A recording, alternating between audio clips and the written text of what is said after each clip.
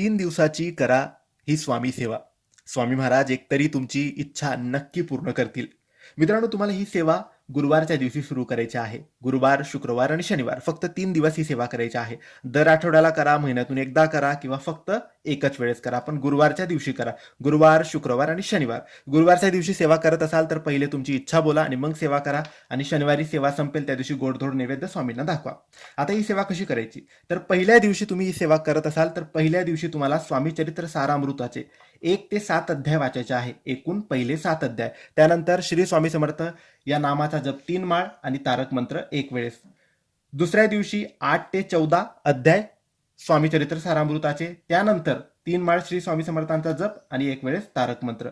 तिसऱ्या दिवशी 15 ते 21 अध्याय 3 वेळेस 3 माळ श्री स्वामी समर्थांचा जप आणि 1 वेळेस तारक मंत्र. असं 3 दिवसाची ही सेवा तुम्ही नक्की करा.